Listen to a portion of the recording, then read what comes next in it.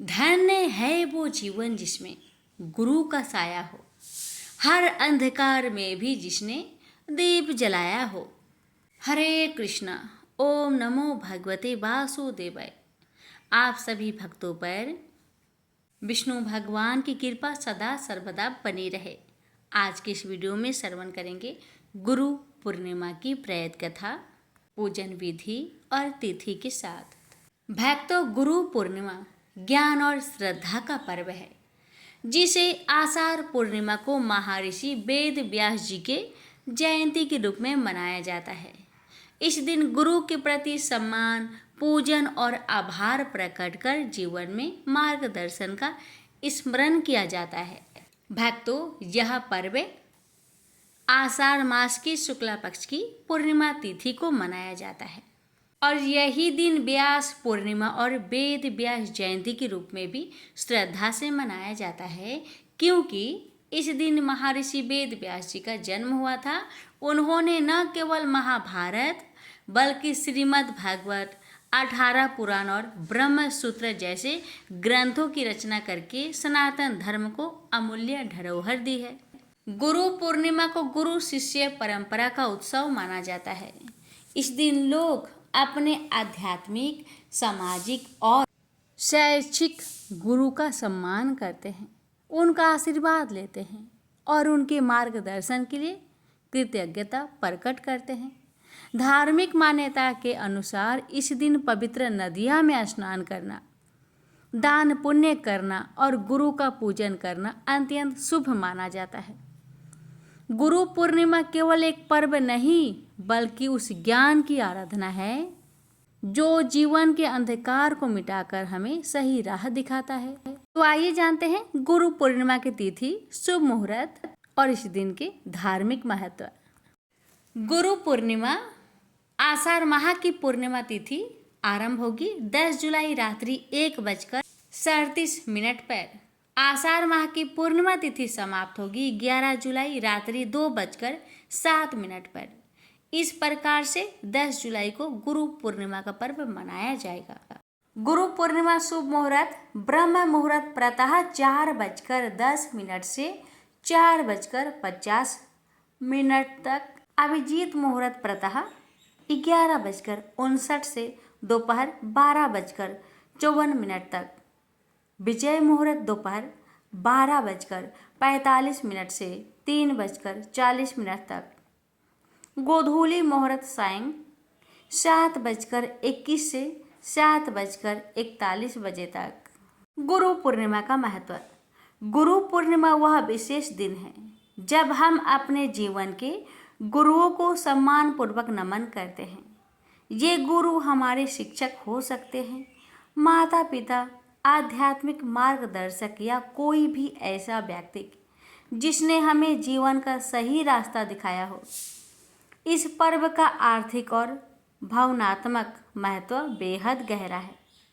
मान्यता है कि आषाढ़ पूर्णिमा के दिन ही महर्षि वेद व्यास जी का जन्म हुआ था, जिन्होंने वेदों, पुराणों और महाभारत जैसे ग्रंथों की रचना की और सनातन धर्म को एक गहरी बौद्धिक नींव दी।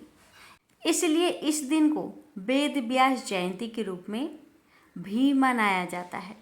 गुरु पूर्णिमा के ही अगले दिन से सावन मास का शुभारंभ होता है, जो विशेष रूप से उत्तर भारत में शिव भक्ति और व्रतों के लिए पवित्र माना जाता है। इस अवसर पर भगवान विष्णु, माँ लक्ष्मी और वेद व्यास जी की पूजा करने का विशेष महत्व बताया गया है। इस दिन लोग अपने गुरुओं का आशीर्वाद लेते हैं, उन्हें उपहार अर्पित करते हैं और उनके प्रति अपनी कृतज्ञता व्यक्त करते हैं। गुरु पूर्णिमा केवल परंपरा नहीं बल्कि उस सच्चे ज्ञान और मार्गदर्शन की पूजा है जो जीवन को सार्थक बनाता है। अब सुनेंगे गुरु पूर्णिमा की कथा। कहते हैं कि महर्षि वेद व्यास ने अपने बाल्यकाल में अपने माता पिता से प्रभु दर्शन की इच्छा प्रकट की, लेकिन माता सत्यवती ने वेद व्यास की इच्छा को ठुकरा दिया। तब वेद व्यास हठ करने लगे और उनके हठ पर माता ने उन्हें वन जाने की आज्ञा दे दी। साथ ही कहा कि जब घर का स्मरण आए तो लौट आना। इसके बाद वेद व्यास तपस्या हेतु वन को चले गए और वन में जाकर उन्होंने कठिन तपस्या की। इस तपस्या के पुण्य प्रताप से वेद व्यास को संस्कृत भाषा में प्रवीणता हासिल हुई। तत्पश्चात उन्होंने चारों वेदों का विस्तार किया और महाभारत 18 महापुराणों सहित ब्रह्म सूत्र की रचना की। महर्षि वेद व्यास को चारों वेदों का ज्ञान था। यही कारण है कि इस दिन गुरु पूजने की परंपरा सदियों से चली आ रही है। प्रेम से बोलिए जय गुरुदेव। तो भक्तों, ये थी गुरु पूर्णिमा की व्रत कथा। अब आइए श्रवण करते हैं आषाढ़ पूर्णिमा की व्रत कथा। द्वापर युग में एक समय की बात है कि यशोदा जी ने कृष्ण से कहा, हे कृष्ण, तुम सारे संसार के उत्पन्न करता, पोषक तथा उसके संहार करता हो। आज कोई ऐसा व्रत मुझसे कहो जिसके करने से मृत्यु लोक में स्त्रियों को विधवा होने का भय ना रहे तथा यह व्रत सभी मनुष्य की मनोकामनाएं पूर्ण करने वाला हो। श्री कृष्ण कहने लगे, हे माता, तुमने अति सुंदर प्रश्न किया है। मैं तुमसे ऐसे ही व्रत को सविस्तार कहता हूँ। सौभाग्य की प्राप्ति के लिए स्त्रियों को 32 पूर्णमासियों का व्रत करना चाहिए। इस व्रत के करने से स्त्रियों को सौभाग्य संपत्ति मिलती है। यह व्रत अचल सौभाग्य देने वाला एवं भगवान शिव के प्रति मनुष्य मात्र की भक्ति को बढ़ाने वाला है। यशोदा जी कहने लगी, हे कृष्ण, सर्वप्रथम इस व्रत को मृत्यु लोक में किसने किया था, इसके विषय में विस्तार पूर्वक मुझसे कहो। श्री कृष्ण जी कहने लगे कि इस भूमंडल पर एक अत्यंत प्रसिद्ध राजा चंद्रहास से पालित अनेक प्रकार के रत्नों से परिपूर्ण कांतिका नाम की एक नगरी थी। वहाँ पर धनेश्वर नाम का एक ब्राह्मण था और उसकी स्त्री अति सुशीला रूपवती थी। दोनों ही उसी नगरी में बड़े प्रेम के साथ रहते। एक समय एक बड़ा तपस्वी योगी उस नगरी में आया। वह योगी उस ब्राह्मण के घर को छोड़कर अन्य सब घरों से भिक्षा लाकर भोजन किया करता था। रूपवती से वह भिक्षा नहीं लिया करता था। उस योगी ने एक दिन रूपवती से भिक्षा न लेकर किसी अन्य घर से भिक्षा लेकर गंगा किनारे जाकर भिक्षान्न को प्रेम पूर्वक खा रहा था कि धनेश्वर ने योगी का यह सब कार्य किसी प्रकार से देख लिया। अपनी भिक्षा के अनादर से दुखी होकर धनेश्वर योगी से बोला, महात्मन, आप सब घरों से भिक्षा लेते हैं परंतु मेरे घर की भिक्षा कभी भी नहीं लेते, इसका कारण क्या है? योगी ने कहा कि निसंतान के घर की भीख पतितों के अन्न के तुल्य होती है और जो पतितों का अन्न खाता है वो भी पतित हो जाता है। चूंकि तुम निसंतान हो अतः पतित हो जाने के भय से मैं तुम्हारे घर की भिक्षा नहीं लेता हूँ। धनेश्वर यह बात सुनकर अपने मन में बहुत दुखी हुआ और हाथ जोड़कर योगी के पैरों पर गिर पड़ा तथा अंतर्भाव से कहने लगा, हे महाराज, यदि ऐसा है तो आप मुझको पुत्र प्राप्ति का उपाय बतलाइए। आप सर्वज्ञ हैं, मुझ पर अवश्य ही यह कृपा कीजिए। धन की मेरे घर में कोई कमी नहीं परंतु मैं पुत्र न होने के कारण अत्यंत दुखी हूँ। आप मेरे इस दुख का हरण करें, आप सामर्थ्यवान हैं। यह सुनकर योगी कहने लगे, हे ब्राह्मण, तुम चंडी की आराधना करो। घर आकर उसने अपने स्त्री से सब वृत्तांत कहा और स्वयं तप के निमित्त वन में चला गया। वन में जाकर उसने चंडी की उपासना की और उपवास किया। चंडी ने 16वें दिन उसको सपने में दर्शन दिया और कहा, हे धनेश्वर, जा तेरे पुत्र होगा, परंतु वह 16 वर्ष की आयु में ही मृत्यु को प्राप्त हो जाएगा। यदि तुम दोनों स्त्री पुरुष 32 पूर्णमासियों का व्रत विधि पूर्वक करोगे तो वह दीर्घ आयु होगा। जितनी तुम्हारी सामर्थ्य हो आटे के दिए बनाकर शिव जी का पूजन करना, परंतु पूर्णमासी को 32 जौ जाने चाहिए। प्रातःकाल होने पर इस स्थान के समीप ही तुम्हें एक आम का वृक्ष दिखाई देगा। उस पर तुम चढ़कर एक फल तोड़कर शीघ्र अपने घर चले जाना। अपनी स्त्री से सब वृत्तांत कहना। ऋतु स्नान के पश्चात स्वच्छ होकर शंकर जी का ध्यान करके उस फल को खा लेगी। तब शंकर भगवान की कृपा से उसको गर्भ हो जाएगा। जब वह ब्राह्मण प्रातःकाल उठा तो उसने उस स्थान के पास ही एक आम का वृक्ष देखा, जिस पर एक अत्यंत सुंदर आम का फल लगा हुआ था। उस ब्राह्मण ने उस आम के वृक्ष पर चढ़कर उस फल को तोड़ने का प्रयत्न किया, परंतु वृक्ष पर कई प्रकार प्रयत्न करने पर भी वह ना चढ़ पाया। तब तो उस ब्राह्मण को बहुत चिंता हुई और विघ्न विनाशक गणेश जी की वंदना करने लगा। हे दयानिधे, अपने भक्त के विघ्नों का नाश करके उनके मंगल कार्य को करने वाले, दुष्टों का नाश करने वाले, रिद्धि सिद्धि के देने वाले, आप मुझ पर कृपा करके इतना बल दे कि मैं अपने मनोरथ को पूर्ण कर सकूं। इस प्रकार श्री गणेश जी की प्रार्थना करने पर उनकी कृपा से धनेश्वर वृक्ष पर चढ़ गया और उसने एक अति सुंदर आम का फल देखा।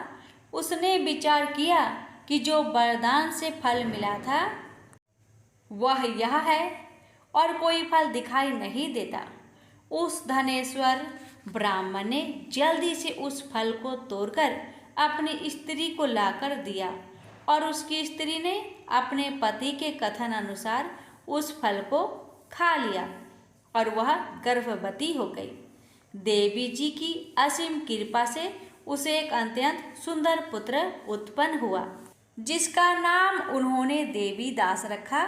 माता पिता के हर्ष और शोक के साथ वह बालक शुक्ल पक्ष के चंद्रमा की भांति अपने पिता के घर में बढ़ने लगा। भवानी की कृपा से वह बालक बहुत ही सुंदर, सुशील और विद्या पढ़ने में बहुत ही निपुण हो गया।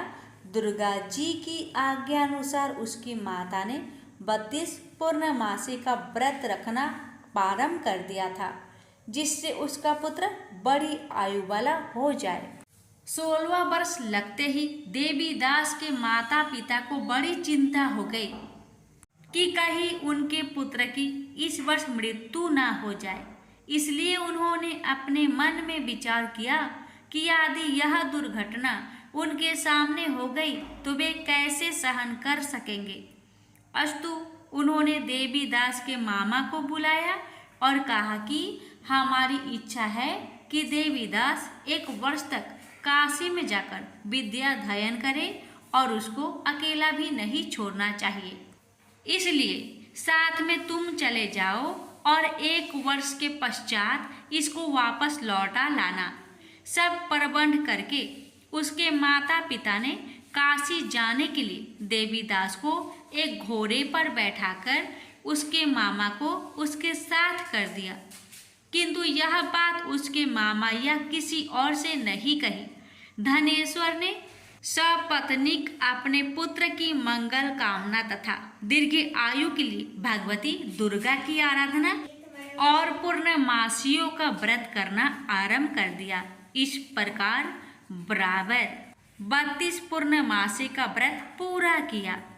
कुछ समय पश्चात एक दिन वह दोनों मामा और भांजा मार्ग में रात्रि बिताने के लिए किसी ग्राम में ठहरे हुए थे। उस दिन उस गांव में एक ब्राह्मण की अत्यंत सुंदरी, सुशीला, विदुषी और गुणवती कन्या का विवाह होने वाला था। जिस धर्मशाला के अंदर वर और उसकी बारात ठहरी हुई थी, उस धर्मशाला में देवीदास और उसके मामा भी ठहरे हुए थे। संयोगवश कन्या को तेल आदि चढ़ाकर मंडप आदि का कृत्य किया गया तो लगन के समय वर को धनुर्वात हो गया। अस्तु वर के पिता ने अपने कुटुंबियों से परामर्श करके निश्चय किया कि यह देवीदास मेरा पुत्र जैसा ही सुंदर है, मैं इसके साथ ही लगन करा दूं और बाद में विवाह के अन्य कार्य मेरे लड़के के साथ हो जाएंगे। ऐसा सोचकर देवीदास के मामा से जाकर बोला कि तुम थोड़ी देर के लिए अपने भांजे को हमें दे दो, जिससे विवाह के लग्न का सब कृत्य सुचारू रूप से हो सके। तब उसका मामा कहने लगा कि जो कुछ भी मधुपर्क आदि कन्यादान के समय वर को मिली वह सब हमें दिया जाए तो मेरा भांजा इस बारात का दूल्हा बन जाएगा। यह बात वर के पिता ने स्वीकार कर लेने पर उसने अपना भांजा वर बनने को भेज दिया और उसके साथ सब विवाह कार्य रात्रि में विधि पूर्वक संपन्न हो गया। पत्नी के साथ वह भोजन न कर सका और अपने मन में सोचने लगा कि न जाने यह किसी स्त्री होगी। वह एकांत में इसी सोच में गरम निश्वास छोड़ने लगा तथा उसकी आंखों में आंसू भी आ गया। तब वधू ने पूछा कि क्या बात है, आप इतने उदासीन व दुखी क्यों हो रहे हैं। तब उसने सब बातें जो वर के पिता व उसके मामा में हुई थी उसको बतला दी। तब कन्या कहने लगी कि यह ब्रह्म विवाह के विपरीत हो कैसे सकता है। हे देव, ब्राह्मण और अग्नि के सामने मैंने आपको ही अपना पति बनाया है, इसलिए आप ही मेरे पति हैं। मैं आपकी ही पत्नी रहूंगी, किसी अन्य की कदापि नहीं। तब देवीदास ने कहा, ऐसा मत करिए, क्योंकि मेरी आयु बहुत थोड़ी है। मेरे पश्चात आपकी क्या गति होगी, इन बातों को अच्छी तरह विचार लो। परंतु वह दृढ़ विचार वाली थी, बोली कि जो आपकी गति होगी वही मेरी गति होगी। हे स्वामी, आप उठिए और भोजन करिए, आप निश्चय ही भूखे होंगे। इसके बाद देवीदास और उसकी पत्नी दोनों ने भोजन किया तथा शेष रात्रि वे सोते रहे। प्रातःकाल देवीदास ने अपनी पत्नी को 3 नगों से जड़ी हुई एक अंगूठी दी, एक रुमाल दिया और बोला, हे प्रिय, इसे लो और संकेत समझकर स्थिर चित हो जाओ। मेरा मरण और जीवन जानने के लिए एक पुष्प वाटिका बना लो, उसमें सुगंधी वाली एक नौ मल्लिका लगा लो, उसको प्रतिदिन जल से सींचा करो और आनंद के साथ खेलो कूदो तथा उत्सव मनाओ। जिस समय और जिस दिन मेरा प्रांत होगा ये फूल सूख जाएंगे और जब ये फिर हरे हो जाए तो जान लेना कि मैं जीवित हूँ। यह बात निश्चय करके समझ लेना, इसमें कोई संचय नहीं है। यह समझाकर वह चला गया। प्रातःकाल होते ही वहाँ पर गाजे बाजे बजने लगे और जिस समय विवाह के कार्य समाप्त करने के लिए वर तथा सब बाराती मंडप में आए तो कन्या ने वर को भली प्रकार से देखकर अपने पिता से कहा, यह मेरा पति नहीं है, मेरा पति वही है जिसके साथ रात्रि में मेरा पानी ग्रहण हुआ था। इसके साथ मेरा विवाह नहीं हुआ है। यदि यह वही है तो बताए कि मैंने इसको क्या किया। मधुपर्क और कन्यादान के समय जो मैंने भूषण आदि दिए थे उन्हें दिखाए तथा रात में मैंने क्या गुप्त बातें कही थी वह सब सुनाए। पिता ने उसके कथन अनुसार वर को बुलाया। कन्या की यह सब बातें सुनकर वह कहने लगा कि मैं कुछ नहीं जानता। इसके पश्चात लज्जित होकर वह अपना सा मुंह लेकर चला गया और सारी बारात भी अपमानित होकर वहां से लौट गई।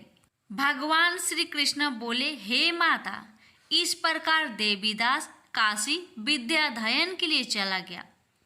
जब कुछ समय बीत गया तो काल से प्रेरित होकर एक सर्प रात्रि के समय उसको डसने के लिए वहां पर आया।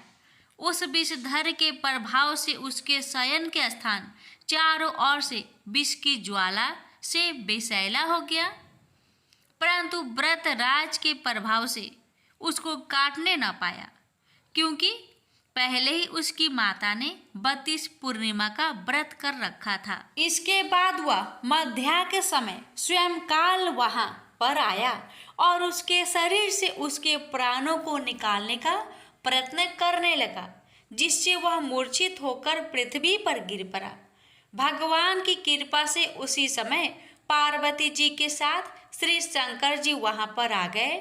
उसको मूर्छित दशा में देखकर पार्वती जी ने भगवान शंकर से प्रार्थना की कि हे महाराज, इस बालक की माता ने पहले 32 पूर्णिमा का व्रत किया था, जिसके प्रभाव से हे भगवान आप इसको प्राण दान दे।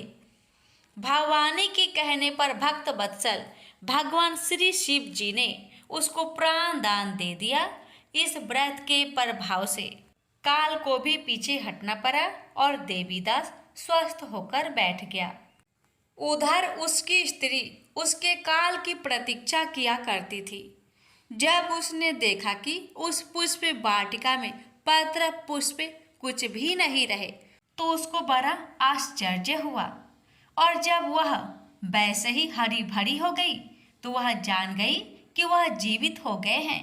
यह देखकर वह बहुत प्रसन्न मन से अपने पिता के कहने लगी कि पिताजी, मेरे पति जीवित है, आप उनको ढूंढिए। जब 16 वर्ष व्यतीत हो गया तो देवीदास भी अपने मामा के साथ काशी से चल दिया। इधर उसे ससुर उसको ढूंढने के लिए अपने घर से जाने वाले ही थे कि वह दोनों मामा भांजा वहां पर आ गए। उसको आया देखकर उसका ससुर बड़ी प्रसन्नता के साथ अपने घर में ले गया। उस समय नगर के निवासी भी वहां इकट्ठे हो गए और सबने निश्चय किया कि अवश्य ही इसी बालक के साथ इस कन्या का विवाह हुआ था। उस बालक को जब कन्या ने देखा तो पहचान लिया और कहा कि ये तो वही है जो संकेत करके गया था। तदुपरांत सभी कहने लगे कि भला हुआ जो यह आ गया, और सब नगरवासियों ने आनंद मनाया। कुछ दिन बाद देवीदास अपनी पत्नी और माता के साथ अपने ससुर के घर से बहुत सा उपहार आदि लेकर अपने घर के लिए प्रस्थान किया। जब वह अपने गांव के निकट आ गया तो कई लोगों ने उसको देखकर उसके माता पिता को पहले ही जाकर खबर दे दी कि तुम्हारा पुत्र देवीदास अपनी पत्नी और मामा के सहित आ रहे हैं। ऐसा समाचार सुनकर पहले तो उन्हें विश्वास ही नहीं हुआ, किंतु जब और लोगों ने भी आकर उनकी बात का समर्थन किया तो उनको बड़ा आश्चर्य हुआ। लेकिन थोड़ी देर में देवीदास ने आकर अपने माता पिता के चरणों में अपना सिर रखकर प्रणाम किया और उसकी पत्नी ने अपने सास ससुर के चरणों को स्पर्श किया तो माता पिता ने अपने पुत्र और पुत्रवधू को अपने हृदय से लगा लिया और दोनों की आंखों में प्रेम अश्रु बह चले।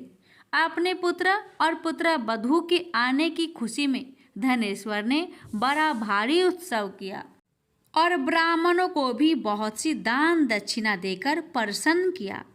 श्री कृष्ण जी कहने लगे कि इस प्रकार धनेश्वर 32 पूर्णिमाओं की व्रत के प्रभाव से पुत्रवान हो गया। जो भी स्त्रियां इस व्रत को करती है वे जन्म जन्मांतर में वैधव का दुख नहीं भोगती और सदैव सौभाग्यवती रहती है। यह मेरा वचन है, इसमें कोई संदेह नहीं मानना। यह व्रत पुत्र पौत्रों को देने वाला तथा संपूर्ण मनोकामनाओं को पूर्ण करने वाला है। 32 पूर्णिमाओं के व्रत करने से व्रत की सब इच्छाएं भगवान शिव जी की कृपा से पूर्ण हो जाती है। नैमिषारण्य तीर्थ में सौनकादि 88,000 ऋषियों ने श्री सूत जी से पूछा, हे प्रभु, इस कलयुग में वेद विद्या रहित मनुष्य को प्रभु भक्ति किस प्रकार मिल सकती है तथा उनका उद्धार कैसे होगा? हे मुनि श्रेष्ठ, कोई ऐसा तप बताइए जिससे थोड़े समय में ही पुण्य मिले और मनोवांछित फल भी मिल जाए। इस प्रकार की कथा सुनने की हम इच्छा रखते हैं। सर्व शास्त्रों के ज्ञाता सूत जी बोले, हे वैष्णवों, मैं पूज्य आप सभी ने प्राणियों के हित की बात पूछी है, इसलिए मैं एक श्रेष्ठ व्रत को आप लोगों को बतलाऊंगा, जिसे नारद जी ने लक्ष्मी नारायण जी से पूछा था और लक्ष्मीपति ने मुनि श्रेष्ठ नारद जी से कहा था। आप सब इसे ध्यान से सुनिए।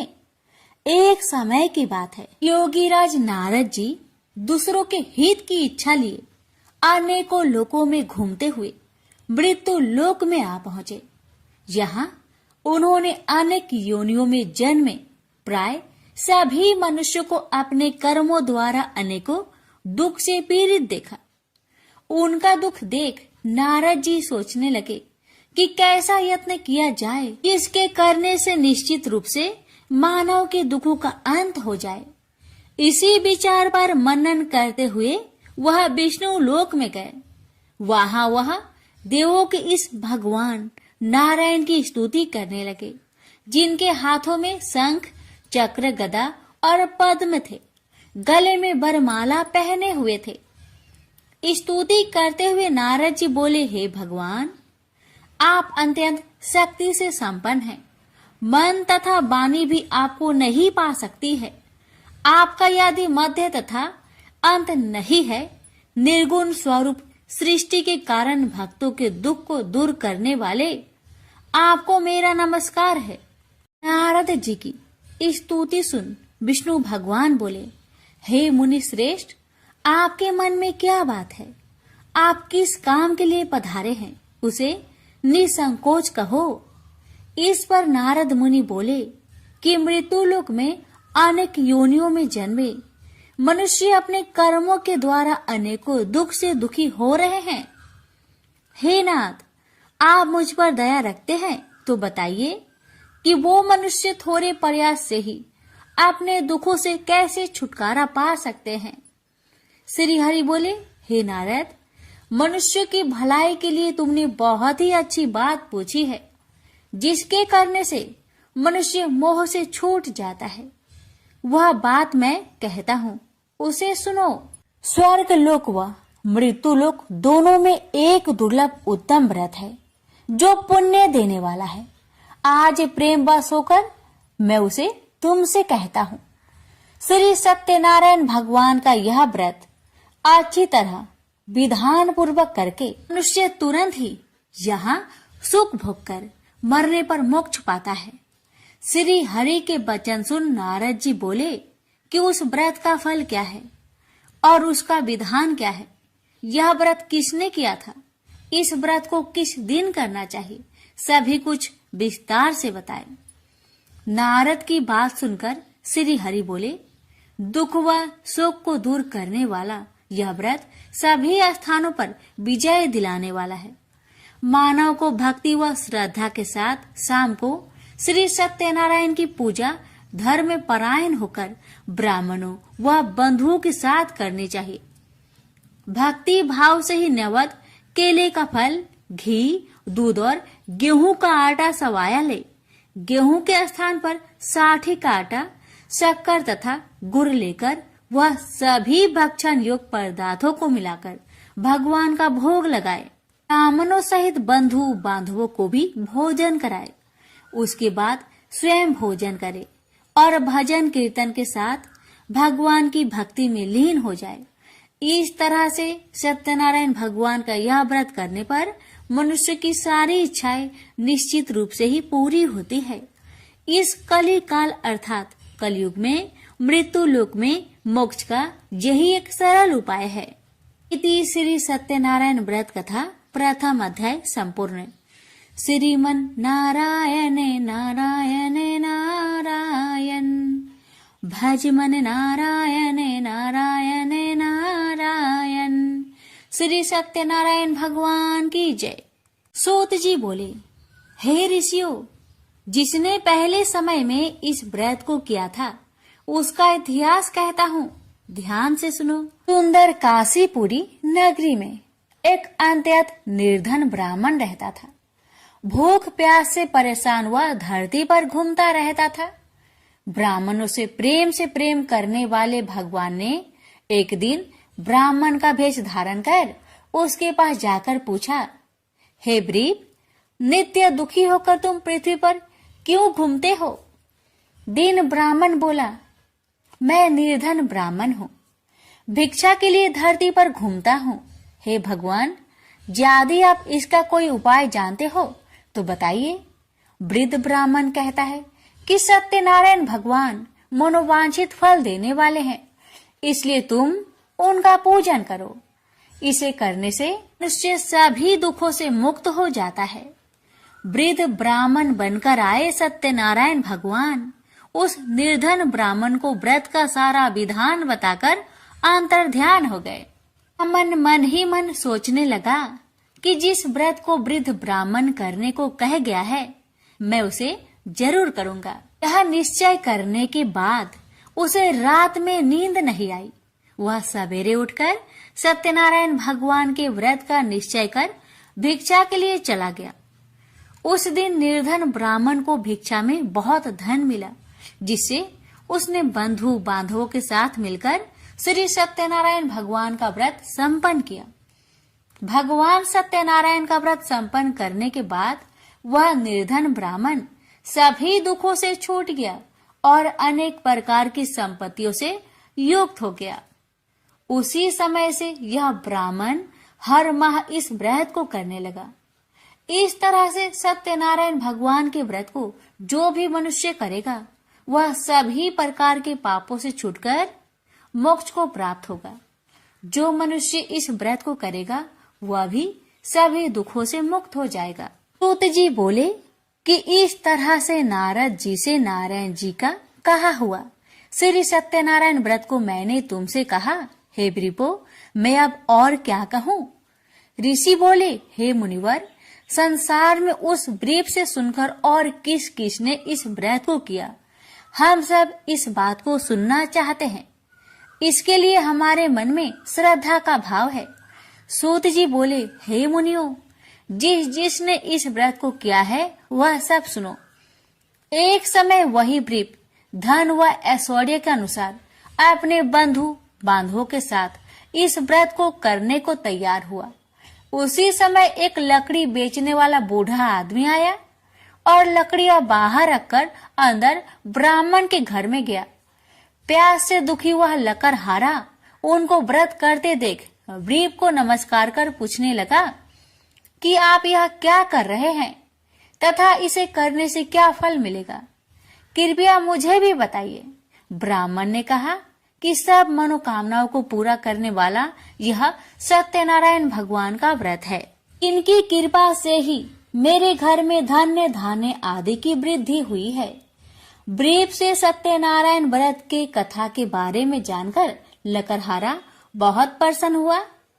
चरणामृत लेकर वह प्रसाद खाने के बाद वह अपने घर गया।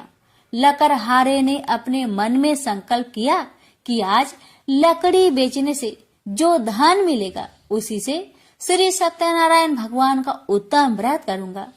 मन में इस विचार को ले बूढ़ा आदमी सिर पर लकड़ियां रख उस नगर में बेचने गया जहां धनी लोग ज्यादा रहते थे। उस नगर में उसे अपनी लकड़ियों का दाम पहले से 4 गुना अधिक मिलता है। बूढ़ा प्रसन्नता के साथ दाम लेकर केले, शक्कर, घी, दूध, दही और गेहूं का आटा ले और सत्यनारायण भगवान की व्रत की अन्य सामग्रियां लेकर अपने घर गया। वहां उसने अपने बंधु बांधवों को बुलाकर विधि विधान से सत्यनारायण भगवान का पूजन और व्रत किया। इस व्रत के प्रभाव से वह बूढ़ा लकड़हारा धन पुत्र आदि से युक्त होकर संसार के समस्त सुख भोग अंत काल में बैकुंठ धाम को चला गया। इति श्री सत्यनारायण व्रत कथा 2 अध्याय संपूर्ण। श्रीमन नारायणे नारायणे नारायणे भज मन नारायणे नारायणे नारायणे श्री सत्यनारायण भगवान की जय। सूत जी बोले, हे श्रेष्ठ मुनियों, अब आगे की कथा कहता हूँ। पहले समय में उल्कामुख नाम का एक बुद्धिमान राजा था। वह सत्य वक्ता और जितेंद्रिय था। प्रतिदिन देव स्थानों पर जाता और निर्धनों को धन देकर उनके कष्ट दूर करता था। उसकी पत्नी कमल के समान मुख वाली तथा सती साध्वी थी। भद्रशिला नदी के तट पर उन दोनों ने श्री सत्यनारायण भगवान का व्रत किया। उसी समय साधु नाम का एक वैश्य आया। उसके पास व्यापार करने के लिए बहुत सा धन भी था। राजा को व्रत करते देखकर वह विनय के साथ पूछने लगा, हे राजन, भक्ति भाव से पूर्ण होकर आप यह क्या कर रहे हैं? मैं सुनने की इच्छा रखता हूँ, तो आप मुझे बताए।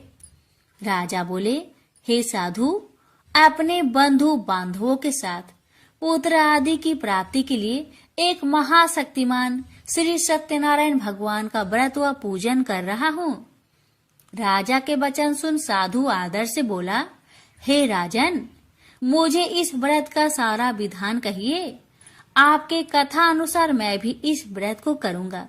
मेरी भी संतान नहीं है और इस व्रत को करने से निश्चित रूप से मुझे संतान की प्राप्ति होगी। राजा से व्रत का सारा विधान सुनकर व्यापार से निवृत्त हो वह अपने घर गया। साधु वैश्य ने अपनी पत्नी को संतान देने वाले इस व्रत का वर्णन कह सुनाया और कहा कि जब मेरी संतान होगी तब मैं इस व्रत को करूँगा।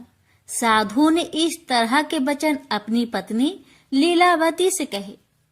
एक दिन लीलावती पति के साथ आनंदित हो सांसारिक धर्म में प्रवृत्त होकर सत्यनारायण भगवान की कृपा से गर्भवती हो गई। 10वें महीने में उसके गर्भ से एक सुंदर कन्या ने जन्म लिया। दिनों दिन वह ऐसे बढ़ने लगी जैसे कि शुक्ला पक्ष का चंद्रमा बढ़ता है। माता पिता ने अपनी कन्या का नाम कलावती रखा। एक दिन लीलावती ने मीठे शब्दों में अपने पति को याद दिलाया कि आपने सत्यनारायण भगवान के जिस व्रत को करने का संकल्प किया था उसे करने का समय आ गया है। आप इस व्रत को करिए। साधु बोला कि हे प्रिय, इस व्रत को मैं उसके विवाह पर करूँगा। इस प्रकार अपनी पत्नी को अवशासन देकर वह नगर को चला गया। कलावती पिता के घर में रह वृद्धि को प्राप्त हो गई। साधु ने एक बार नगर में अपनी कन्या को सखियों के साथ देखा तो तुरंत ही दूत को बुलवाया और कहा कि मेरी कन्या की योग वर देखकर आओ। साधु की बात सुनकर दूत कंचन नगर में पहुंचा और वहां देखभाल कर लड़की के सुयोग बनिक पुत्र को ले आया। सुयोग लड़के को देख साधु ने बंधु बांधवों को बुलाकर अपनी पुत्री का विवाह कर दिया। लेकिन दुर्भाग्य की बात ये कि साधु ने अभी भी श्री सत्यनारायण भगवान का व्रत नहीं किया। इस पर श्री भगवान क्रोधित हो गए और श्राप दिया कि साधु को अत्यधिक दुख मिले। अपने कार्य में कुशल साधु बनिया जमाई को लेकर समुद्र के पास स्थित होकर रत्नासारपुर नगर में गया। वहां जाकर दामाद ससुर दोनों मिलकर चंद्रकेतु राजा के नगर में व्यापार करने लगे। एक दिन भगवान सत्यनारायण की माया से एक चोर राजा का धन चुराकर भाग रहा था। उसने राजा के सिपाहियों को अपना पीछा करते देख चुराया हुआ धन वहां रख दिया जहां साधु अपने जमाई के साथ ठहरा हुआ था। राजा के सिपाहियों ने साधु वैश्य के पास राजा का धन पड़ा देखा तो वह ससुर जमाई दोनों को बांधकर प्रसन्नता से राजा के पास ले गए और कहा कि उन दोनों चोरों को हम पकड़ लाए हैं। आप आगे की कार्यवाही की आज्ञा दे। राजा की आज्ञा से उन दोनों को कठिन कारावास में डाल दिया गया और उनका सारा धन भी उनसे छीन लिया गया। श्री सत्यनारायण भगवान के शराप से साधु की पत्नी भी बहुत दुखी हुई। घर में जो धन रखा था उसे चोर चुरा ले गए। शारीरिक तथा मानसिक पीड़ा व भूख प्यास से अति दुखी हो अन्न की चिंता में कालावती के ब्राह्मण के घर गई। वहां उसने श्री सत्यनारायण भगवान का व्रत होते देखा। फिर कथा भी सुनी। वह प्रसाद ग्रहण कर वह रात को घर वापस आई। माता ने कलावती से पूछा कि हे पुत्री, अब तक तुम कहाँ थी? तेरे मन में क्या है? कलावती ने अपने माता से कहा, हे माता, मैंने एक ब्राह्मण के घर में श्री सत्यनारायण भगवान का व्रत देखा है। कन्या के वचन सुन लीलावती भगवान की पूजन की तैयारी करने लगी। लीलावती ने परिवार व बंधुओं सहित सत्यनारायण भगवान का पूजन किया और उनसे वर मांगा कि मेरे पति तथा जमाई शीघ्र घर आ जाए। साथ ही यह भी प्रार्थना की कि हम सबका अपराध क्षमा करे। श्री सत्यनारायण भगवान इस व्रत से संतुष्ट हो गए और राजा चंद्रकेतु को सपने में दर्शन दे कहा कि हे राजन, तुम उन दोनों वेश्या को छोड़ दो और तुमने उनका जो धन लिया है उसे वापस कर दो। अगर ऐसा नहीं किया तो मैं तुम्हारा धन, राज्य व संतान सभी को नष्ट कर दूंगा। राजा को यह सब कहकर वह अंतर्ध्यान हो गए। अतः काल सभा में राजा ने अपना सपना सुनाया। फिर बोले कि बानिक पुत्र को कैद से मुक्त कर सभा में लाओ। दोनों ने आते ही राजा को प्रणाम किया। राजा मीठी बानी से बोला, हे महानुभावों, भाग्यवश ऐसा कठिन दुख तुम्हें प्राप्त हुआ है, लेकिन अब तुम्हें कोई भय नहीं है।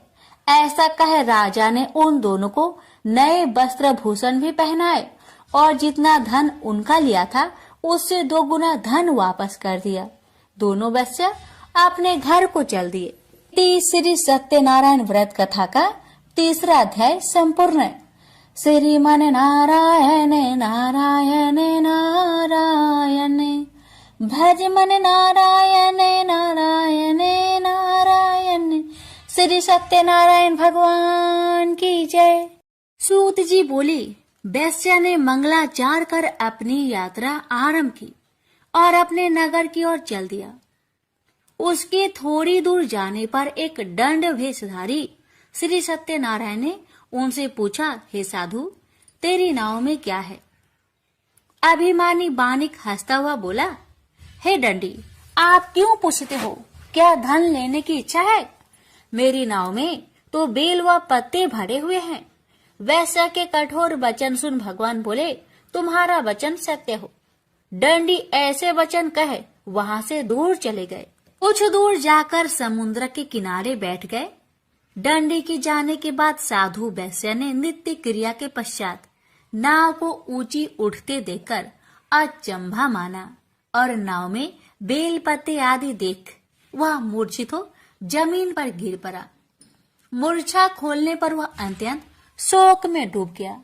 तब उसका दामाद बोला कि आप शोक न मनाए, यह दंडी का श्राप है, इसलिए हमें उनकी शरण में जाना चाहिए, तभी हमारी मनोकामना पूरी होगी। दामाद की बात सुनकर वह दंडी के पास पहुंचा और अत्यंत भक्ति भाव नमस्कार करके बोला, मैंने आपसे जो असत्य वचन कहे थे उनके लिए मुझे क्षमा दे। ऐसा कहकर महान शोकातुर हो रोने लगा। दंडी भगवान बोले, हे बानिक पुत्र, मेरी आज्ञा से बार बार तुम्हें दुख प्राप्त हुआ है। तू मेरी पूजा से विमुख हुआ। साधु बोला, हे भगवान, आपकी माया से ब्रह्मा आदि देवता भी आपके रूप को नहीं जानते, तब मैं अज्ञानी कैसे जान सकता हूँ? आप प्रसन्न होइए, अब मैं सामर्थ्य के अनुसार आपकी पूजा करूंगा। मेरी रक्षा करो और पहले के समान नौका में धन भर दो। साधु वैश्य के भक्ति पूर्वक वचन सुनकर भगवान प्रसन्न हो गए और उसकी इच्छा अनुसार वरदान देकर अंतर्ध्यान हो गए। ससुर जमाई जब नाव पर आए तो नाव धन से भरी हुई थी। फिर वही अपने अन्य साथियों के साथ सत्यनारायण भगवान का पूजन कर अपने नगर को चल दिए। जब नगर के नजदीक पहुंचे तो दूत को घर पर खबर करने के लिए भेज दिया। दूत साधु की पत्नी को प्रणाम कर कहता है कि मालिक अपने दामाद सहित नगर के निकट आ गए हैं। दूत की बात सुन साधु की पत्नी लीलावती ने बड़े हर्ष के साथ सत्यनारायण भगवान का पूजन कर अपनी पुत्री कलावती से कहा कि मैं अपने पति के दर्शन को जाती हूँ, तो कार्य पूर्ण कर शीघ्र आ जाना। माता के ऐसे वचन सुन कलावती जल्दी में प्रसाद छोड़ अपने पति के पास चली गई। प्रसाद की अवज्ञा के कारण श्री सत्यनारायण भगवान रुष्ट हो गए और नाव सहित उसके पति को पानी में डुबो दिए। कलावती अपने पति को वहां ना पाकर रोती हुई जमीन पर गिर गई। नौका को डूबा हुआ देख वह कन्या को रोता देख साधु दुखी होकर बोला कि हे प्रभु, मुझसे तथा मेरे परिवार से जो भूल हुई है उसे क्षमा करे। साधु के दीन वचन सुनकर श्री सत्यनारायण भगवान प्रसन्न हो गए और आकाशवाणी हुई, हे साधु, तेरी कन्या मेरे प्रसाद को छोड़कर आई है, इसलिए उसका पति अदृश्य हो गया है। यदि वह घर जाकर प्रसाद खाकर लौटती है तो इसे उसका पति अवश्य मिलेगा। ऐसी आकाशवाणी सुन कलावती घर पहुंचकर प्रसाद खाती है और फिर आकर अपने पति के दर्शन करती है। उसके बाद साधु अपने बंधु बांधवों सहित श्री सत्यनारायण भगवान का विधि विधान से पूजन करता है। इस लोक का सुख भोग वह अंत में स्वर्ग जाता है। इति श्री सत्यनारायण व्रत कथा चतुर्थ अध्याय संपूर्ण। श्रीमन नारायणे नारायणे नारायणे भज मन नारायणे नारायणे नारायण।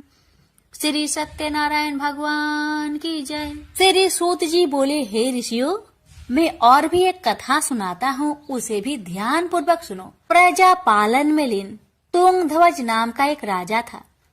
उसने भी भगवान का प्रसाद त्याग कर बहुत ही दुख प्राप्त किया। एक बार वन में जाकर वन्य पशुओं को मारकर वह बर के पेड़ के नीचे आया। वहां उसने ग्वालों को भक्ति भाव से अपने बंधुओं सहित सत्यनारायण भगवान का पूजन करते देखा। अभिमान बस राजा ने उन्हें देखकर भी पूजा स्थान में नहीं गया, न ही उसने भगवान को नमस्कार किया। ग्वालों ने राजा को प्रसाद दिया, लेकिन उसने वह प्रसाद नहीं खाया और प्रसाद को वही छोड़कर वह अपने नगर को चला गया। जब वह नगर में पहुंचा तो वहां सब कुछ तहस नहस हुआ पाया, तो वह शीघ्र ही समझ गया कि यह सब भगवान ने ही किया है। वह दोबारा ग्वालों के पास पहुंचा और विधि पूर्वक पूजा कर प्रसाद खाया, तो श्री सत्यनारायण भगवान की कृपा से सब कुछ पहले जैसा हो गया। दीर्घ काल तक सुख भोगने के बाद मरोना उपरांत उसे स्वर्ग लोक की प्राप्ति हुई। तो मनुष्य परम दुर्लभ इस व्रत को करेगा तो भगवान सत्यनारायण की अनुकंपा से उसे धन्य धान्य की प्राप्ति होगी। निर्धन धनी हो जाता है और भय मुक्त हो जीवन जीता है। संतानहीन मनुष्य को संतान सुख मिलता है और सारे मनोरथ पूर्ण होने पर मानव अंत काल में वैकुंठ धाम को जाता है। सूत जी बोले, जिन्होंने पहले इस व्रत को किया है, अब उनके दूसरे जन्म की कथा कहता हूँ। वृद्ध संतानंद ब्राह्मण ने सुदामा का जन्म लेकर मोक्ष की प्राप्ति की। लकरहारे ने अगले जन्म में निषाद बनकर मोक्ष प्राप्त किया। उल्कामुख नाम का राजा दशरथ होकर बैकुंठ को गए। साधु नाम के वैश्य ने मोरध्वज बनकर अपने पुत्र को आरे से चीरकर मोक्ष पाया। महाराज तुंगध्वज ने स्वयंभू होकर भगवान में भक्ति युक्त हो कर्म कर मोक्ष पाया। श्री सत्यनारायण व्रत कथा का 5वां अध्याय संपूर्ण हुआ। श्रीमन नारायण नारायण नारायण भज मन नारायण नारायण नारायण। श्री सत्यनारायण भगवान की जय।